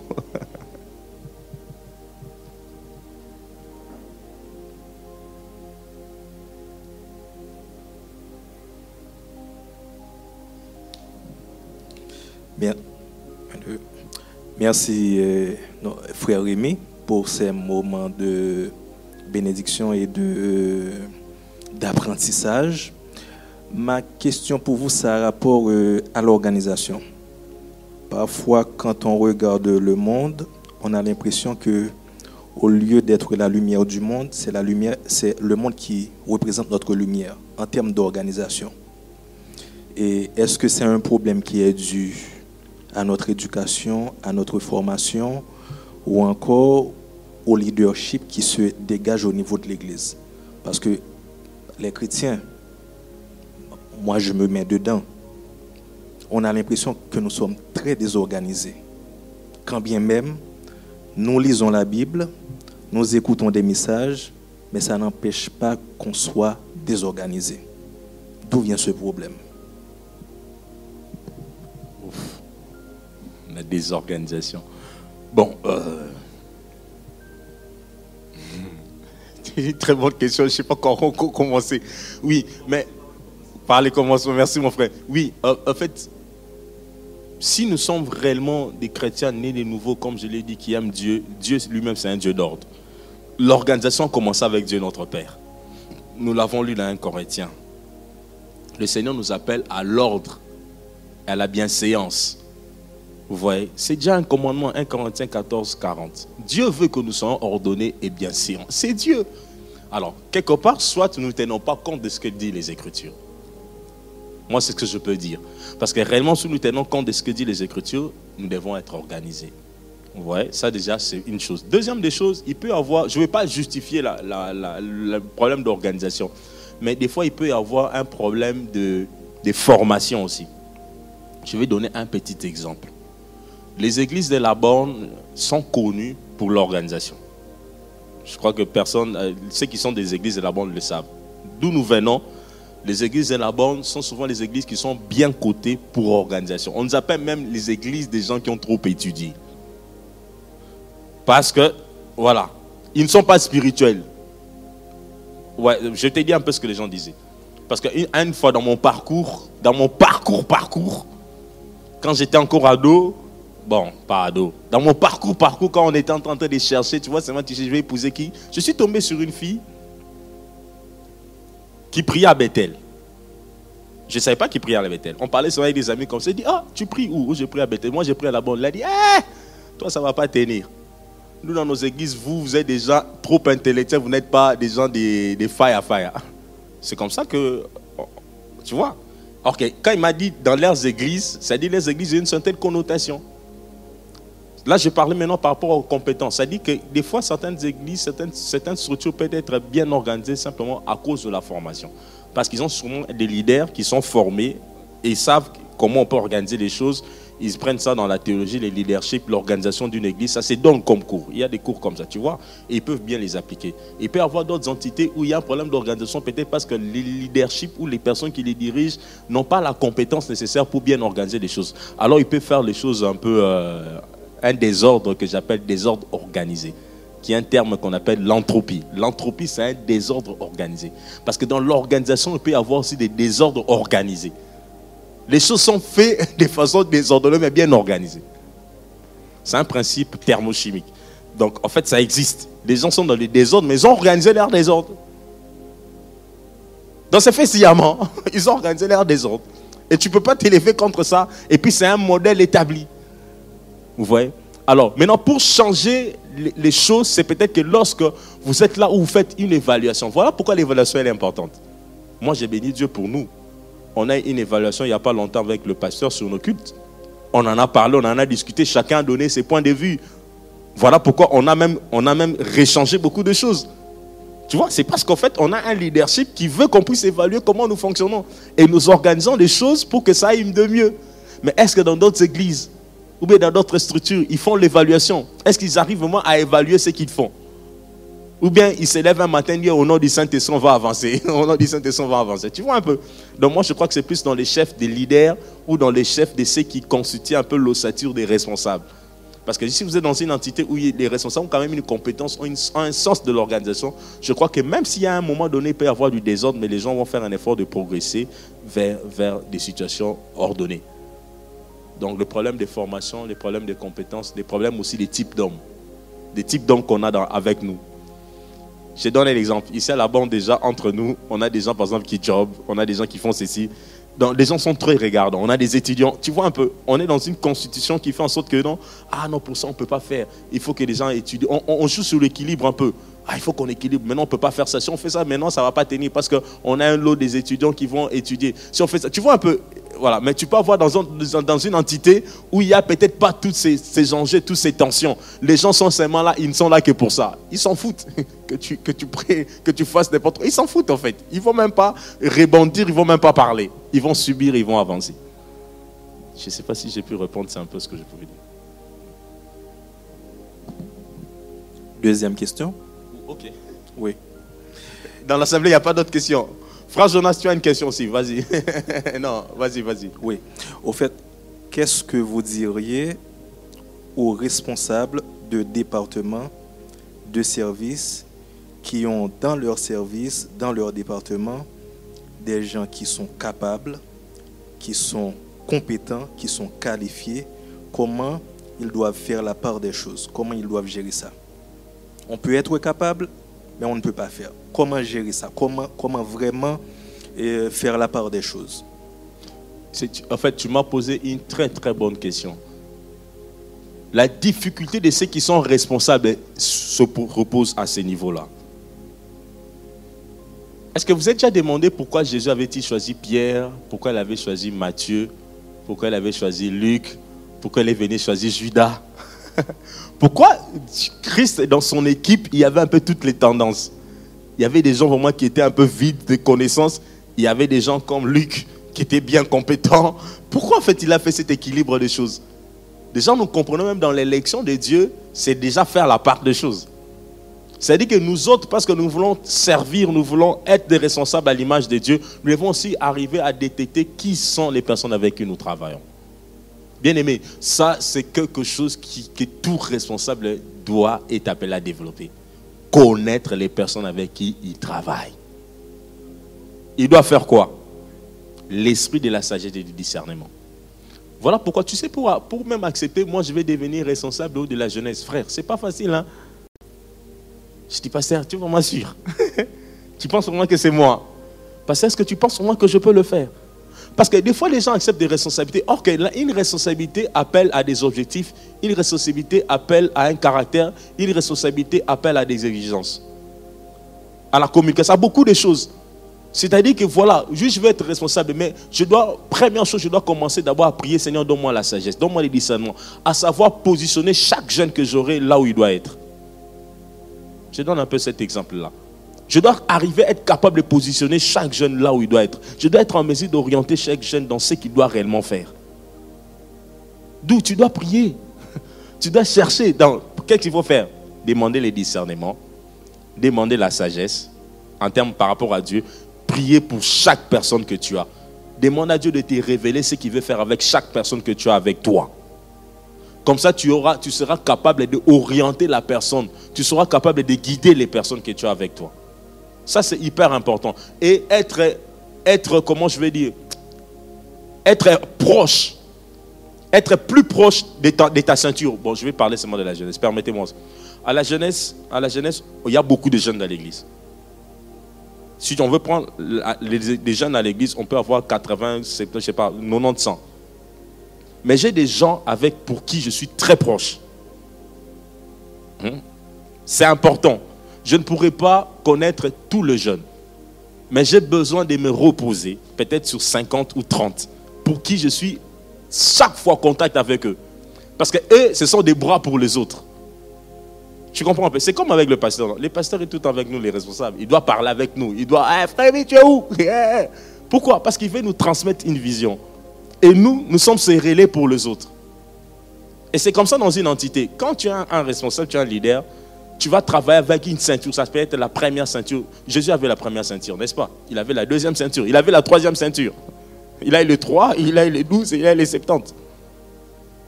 Donc il y a comme ça, tu peux travailler comme ça. C'est-à-dire que tu te reposes sur une entité sur laquelle tu communiques ce que tu as, tu donnes la pensée. Et ceux-là vont relayer vers d'autres. Chacun de nous doit avoir un disciple. C'est une façon de parler assez vulgaire, mais chacun de nous doit avoir un disciple. Comme pour dire, chacun de nous doit se reproduire dans quelqu'un. Quand j'ai reçu du pasteur, je vais le relayer à quelqu'un, l'autre va relayer à quelqu'un d'autre. Et c'est comme ça qu'on sait savoir, telle a telle compétence, telle a telle grâce, telle a telle capacité. C'est un travail en chaîne. Et les autres vont faire remonter, moi aussi je vais faire remonter au pasteur. Vous voyez un peu. Je ne sais pas si j'ai été trop philosophique, mais en fait c'est vraiment ça. Mais je pense que j'ai été pratique, hein, parce que j'aimerais être pratique. Oui, frère Jonas. C'est la dernière séance, donc on va arrêter de partir. Merci beaucoup, Papa Rémi, pour l'enseignement. Moi, je reviens au point que vous avez parlé de dompter notre langue. Et ça, pour moi, je pense que vous avez été beaucoup plus du côté de ceux qui sont responsables, mais aussi, il y a aussi la part de ceux qui subissent ces choses. Donc, qu'est-ce que je vais dire? Parfois, un responsable peut dire quelque chose. Pour lui, ce n'était pas dans les cas de nuire à quelqu'un, ou soit de léser la personne qui l'écoute. Mais s'il arrivait que la personne qui l'écoutait est lésée, qu'est-ce que vous conseillez à cette personne de faire? Parce que je vais anticiper peut-être ma première partie selon mon expérience. Parfois, on prend des décisions sur certaines choses et on ne connaît même pas quel était l'objectif de la personne qui nous parle. Ça peut arriver que c'est le frère Samuel, je parle de lui parce que c'est mon ami. Peut-être qu'il a dit quelque chose et ça m'a fait très mal. Je risque même d'aller et de décider sur ça. Pourtant, lui-même, il ne connaît pas si ce qu'il a dit là, ça m'a lésé. Alors, comment faire si on est dans un cas où quelqu'un a parlé, oui, ça m'a fait mal, mais faudra-t-il que je décide ou soit faut-il mieux que je lui voie pour en parler? Merci beaucoup. Oui, je vais quand même clarifier quelque chose. Je ne parle pas aux responsables. Je parle à des enfants de Dieu. L'étude biblique de la maturité, c'est vraiment pour nous tous. Hein. Mais peut-être que je donne des exemples comme ça pour que ça soit un peu plus pratique. Hein. Parce qu'on doit être pratique. Il ne faut pas dire des choses en l'air. Alors, je dis ceci. Oui, vous savez, lorsqu'on parle, on peut commettre des erreurs. C'est pour ça que je vais voir certaines personnes, quand ils parlent, quand ils finissent, ils vous disent, si peut-être j'ai blessé quelqu'un, pardonnez-moi. Même moi, je l'ai dit, non? J'ai fini le TV, j'ai dit, peut-être qu'en parlant, j'ai dit des bêtises. Et pardonnez-moi. Tu vois, tu peux développer quelque chose, mais peut-être que toi, en les développant, tu ne les développes pas dans ce sens-là. Mais la personne qui reçoit l'a entendu différemment. Mais peut-être que toi, en parlant, tu ne parlais pas comme ça. Toi, tu parlais d'une autre façon. Mais les personnes, peut-être en recevant, l'ont reçu. Ah, là, il s'attaque à moi. Or que ça n'avait rien à voir. Des fois, c'est ça. C'est comme ça qu'on dit, en tant qu'enfant de Dieu, nous devons avoir des filtres. J'en avais parlé ce jour-là. Nous devons apprendre à filtrer nos oreilles, filtrer notre cœur. Il y a des choses qui doivent passer. On ne doit pas laisser les diables amplifier ce qui a été dit pour nous détruire.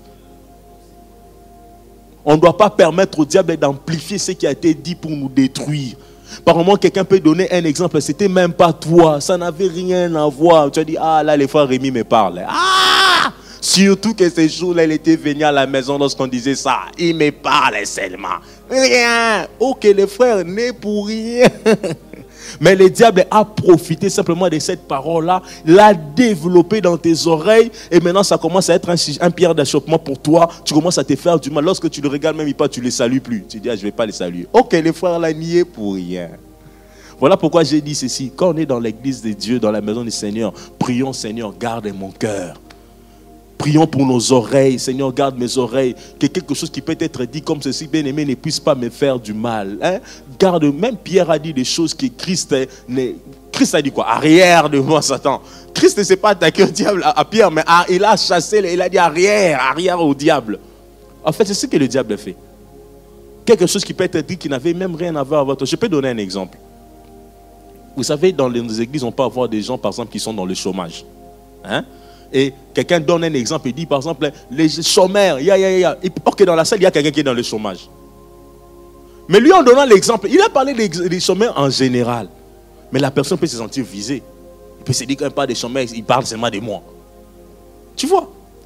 Moi, je me rappelle quand je n'avais pas d'enfant, quand on parlait, par exemple, des gens qui n'ont pas d'enfants, ce n'est pas que dire parce qu'on parle des gens qui n'ont pas d'enfants qu'on m'attaque à moi. Non, l'appel du prêtre prêche. Même si je sais que je n'ai pas d'enfant, ce n'est pas parce que je n'ai pas d'enfant que, comme il a parlé là, c'est seulement moi. C'est seulement moi. On se rend compte. Donc, nous devons faire très, très attention. Par moi, il peut y avoir des choses qui peuvent être dites, mais demandons à Dieu de filtrer nos oreilles. Gardons les messages, l'essentiel. Parce qu'en fait, ce que Dieu nous dit, le Seigneur dit quoi? Je vous donne ma paix. Lorsque quelque chose sort de la bouche, pour le Seigneur, c'est que le Seigneur, ça doit t'apporter la paix, ça doit te fortifier, ça doit t'encourager. Le Seigneur ne peut pas permettre une parole qui sort pour te faire mal. Non. Parce que se rend compte. Le Seigneur ne peut pas faire sortir une parole pour te faire mal. Pourquoi il va te faire mal? S'il veut te corriger, il va te dire une parole qui doit te ramener à la repentance. Mais pas à te détruire. Est-ce qu'on se comprend? Donc nous devons prier pour nos oreilles, prier pour nos cœurs lorsque nous écoutons. Cela est important pour nous tous. Je l'ai dit, non, nous servons Dieu, nous sommes en communauté. Il peut y avoir des choses qui peuvent être dites. Même moi là, je peux dire des choses. Tu peux m'entendre dire quelque chose. Même les frères Rémi aussi a dit, pardonne-moi. Oh. Tu vois, c'était même pas moi. C'est passé seulement comme ça, je ne sais pas comment. Oh. Le diable est passé par là. Le diable ne passe jamais par ma bouche au nom de Jésus. Amen, amen. Donc, ouais. On doit arrêter, je vois déjà. Au fait, juste... Maman Alice, je fais comment? Juste pour renchérir. Il y a encore des questions qui s'élèvent, je fais comment? C'est pas une question.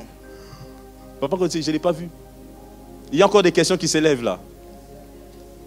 La dernière séance. Je peux continuer, papa? Merci. C'est juste pour renchérir. Au fait, ce genre de problème arrive, c'est par trop de familiarité aussi. Trop de familiarité. Parfois, trop de familiarité, ça dérange.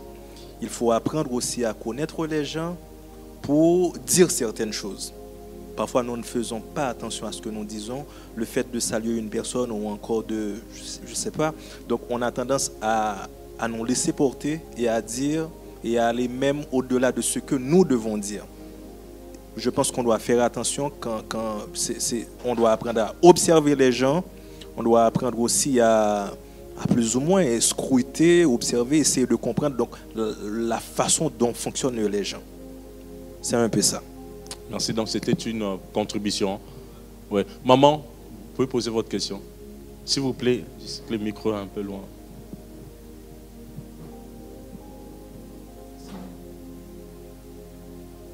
Shalom. Shalom. Bon, ma question, je dirais ceci. Vous avez parlé d'avoir des compétences. Par exemple, quelqu'un qui vient à l'église la première fois ou bien qui est nouveau converti, vous ne le connaissez pas, et qui est comptable, comme vous l'avez dit. Et donc, il voit que vous peinez pour faire le travail et tout, et qui se présente à vous, il dit que ah non, moi je suis comptable et tout. Alors, c'est quoi la démarche? Vous allez le prendre, est-il conseillé de le prendre, de l'utiliser, sans pour autant savoir sa maturité relationnelle, son état d'esprit? Parce qu'il y a un verset que vous avez donné, donc quand Dieu a choisi Bessalel et tout, il a pris parce qu'il était aussi enfant de Dieu. Donc, je sais que c'est la compétence du pasteur de tester la personne. Et on va le prendre pour... on va le tester pendant un temps, ou bien on va d'abord le prendre, l'utiliser, ou bien... C'est très délicat. Donc, si vous pouvez éclaircir là-dessus. Ah, merci, c'est vraiment une question très, très pratique. Vous pouvez me donner, là, comme si, d'accord avec moi, donnez-moi s'il vous plaît les slides 14. Là, j'avais déjà mis quelques éléments. En fait, oui, lorsque quelqu'un est compétent, la compétence, elle est là comme un point, mais il y a des préalables. Un, comme je l'ai dit, quand même, tu dois être chrétien. Tu dois être chrétien. Parce que nous sommes dans une entité chrétienne. Non, 14, nous sommes dans une entité chrétienne. La personne doit d'abord être chrétien.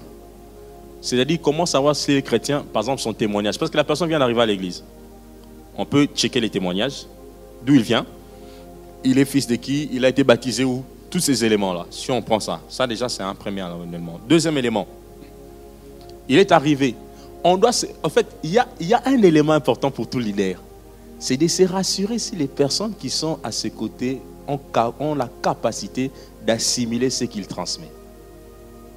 Lorsque Jésus-Christ, là je l'ai mis, on peut me donner même la matrice de la maturité. Si vous prenez la matrice de la maturité, j'aime bien ça.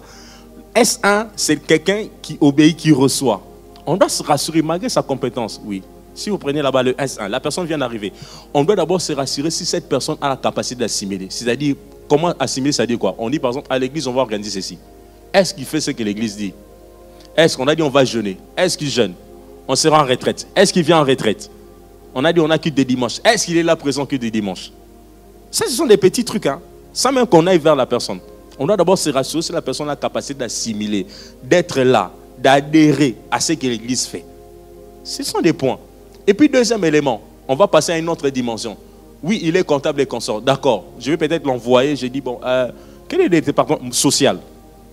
J'ai dit, bon, parce qu'on pense à lui sans lui dire, par exemple, à la comptabilité de l'église. Mais on ne va pas y aller. J'ai dit, par exemple, bon, la personne va travailler au social. Là, au social, on ne lui donne pas de faire les comptes. Mais comme la sociale recueille simplement de l'argent par moment les dimanches, on dit, bon, maman Bibi, on t'associe quand même, c'est bien aimé, il va travailler avec toi pendant un temps. Nous l'observons. Maman Bibi avec le, parce que Maman Bibi sera avec la personne chaque fois, chaque instant. On avait réussi tel. Oui, il m'a fait les comptes, on avait réussi 10. Il m'a fait, tu vois, on est passé à un deuxième niveau, mais à petite échelle. Voilà pourquoi j'ai parlé des capacités des 10, des 100, des 50 et des 1000. À petite échelle. Même si la personne peut faire des dégâts, déjà là-bas, on peut détecter. On peut détecter s'il est cohérent, on peut détecter s'il est discipliné, on peut détecter s'il tient compte de la parole donnée. On peut détecter s'il fait bien son travail. Mais à petite échelle, même sous dans la pensée, on s'est dit que non, on va atteindre. Et c'est toujours en fonction de chaque individu, de chaque personne. Et aussi l'aide du Saint-Esprit. Et là, déjà, en travaillant avec cette personne, on voit comment il fait, comment. On peut le détacher. Bon, il faisait le social. Bon, d'accord, on va te rajouter, aide un peu les codimes à faire ceci. Voilà, la jeunesse, on a fait les car wash, n'est-ce pas? Bon, tu vas un peu aider la jeunesse. Tu vois, on ne l'a pas donné toute l'entité, mais on est tenté de progresser avec. Tout en s'assurant d'abord qu'il a un bon témoignage, il a un bon fondement, il aime Dieu. Et puis, parce que c'est l'argent. Parce que c'est l'argent. Ce sont des choses très sensibles. Vous savez, lorsqu'on commence à ramener quelqu'un à s'occuper même des trucs de l'argent, on va même dépasser les limites. On peut même aller voir dans sa famille, hein, comment est-ce qu'il vit. Laisse-moi vous le dire, hein. On va aller même voir dans sa famille comment est-ce qu'il vit dans sa famille. Il a quelle vie, lui? Pour qu'on sache. Parce que vous allez confier à quelqu'un des responsabilités qui sont terribles. On va faire toute cette enquête-là, ça humainement parlant, mais le Saint-Esprit, c'est le meilleur guide. Et puis au fur et à mesure que la personne va évoluer, X temps, 3 ans, on voit que non, c'est bon. Maintenant, on peut lui confier des responsabilités, mais tout en échelonnant. Je ne sais pas donner la périodicité, mais moi je crois que si on met tous ces 4 trucs, ces 4 étapes d'une maturité, on peut arriver à déceler si cette personne, on peut lui confier des responsabilités ou pas. Voilà pourquoi on doit d'abord observer la personne, le tester et les former. Il est compétent, maintenant il arrive à l'église, on va lui faire comprendre à l'église, l'argent de l'église, c'est pour l'argent de Dieu. Il doit connaître les principes. C'est pas qu'il se lève un bon matin, il prend l'argent et détournement des fonds. Vous savez, dans les détournements des fonds, l'argent a été pour Dieu, il détourne l'argent, il va faire autre chose. Non, non, non, non. L'argent, c'est l'argent sacré, c'est pour Dieu. Parce que l'argent est de Dieu. Il doit comprendre les valeurs, il doit inculquer les valeurs. C'est pour Dieu, ça sert pour l'œuvre de Dieu, ça ne sert pas pour les poches des gens, ça ne sert pas pour ceci. On doit lui apprendre ce genre de choses. Et lorsqu'il comprend, il peut travailler. J'ai dit comme ça, en grosso modo. Voilà, je crois qu'on arrive à la fin. Que Dieu... Oh, oh my God. Dernière question, mon frère. Viens, viens, viens, viens. Oh. Ok. Pardon, tu t'appelles comment? Je m'appelle Nokria, je suis le grand frère de Miché. Ah, que Dieu te bénisse. C'est la première fois que tu viens ici. Hein? Oui, c'est la première fois. Que Dieu te bénisse. Et puis tu prends le micro, que Dieu te bénisse. Voilà. Je vais essayer de faire vite. Moi, j'avais une question parce que vous avez parlé de la compétence et du caractère, d'associer les deux. Mais il y a par exemple des fois, on voit des serviteurs qui en fait depuis le début aspirent à servir. Et de ce fait-là, en fait, leur caractère s'adapte pour pouvoir servir. Et une fois qu'ils rentrent dans le service, leur caractère change. Quel conseil ou quelle est votre approche par rapport aux personnes pour essayer vraiment de sonder leur réel caractère et pas juste le caractère qui manifeste pour pouvoir servir? Donc c'est juste ma question. Ouf, ta question elle est profonde, elle est très intéressante. Oh mon Dieu.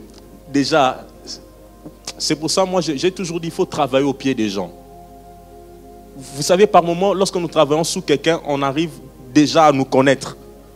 Moi, je suis de ceux qui pensent qu'avant de se lancer dans un ministère pastoral, je vais diriger les gens. Commence à travailler sous les pieds des gens. Commence par recevoir des directives où il y a quelqu'un qui te coach. Parce que là, tu peux faire des erreurs et puis tu peux te découvrir et on peut corriger. Parce que tu es sous l'ombre de quelqu'un. Il peut te porter, il peut te dire non, là, quand même, Rémi, tu es bien, tu sers Dieu, mais tu es trop léger. Tu vas comprendre que tu es quelqu'un de léger. Et tu peux commencer à travailler cela. Ou bien tu entreras dans le ministère, pas en ignorant que je suis quelqu'un de léger. Ou bien tu sers, non, mais Rémi, tu es trop dur. Tu peux comprendre que tu as une dureté, que tu peux travailler. Tu vois, moi c'est ce que je proposerais. Moi, il faut travailler sous les pieds des gens. Moi, je suis pas partant pour quelqu'un qui commence comme ça, qui te gère, qui te contrôle. Mais si tu commences comme ça, il n'y a pas de problème. Mais aie des mentors. Au moins, quelqu'un peut te conduire. Et puis, l'élément de base, c'est que même quand on se lance dans l'œuvre de Dieu, on doit demander à Dieu de changer, de nous transformer. La Bible nous parle des fruits de l'esprit, Galates 5, 22. Ces choses doivent être un homme de Dieu. Il faut être patient, il faut avoir la maîtrise de soi, il faut être tempérant, il faut avoir l'homme de joie. Ce sont des choses pour lesquelles on doit prier tout le temps, tout le temps.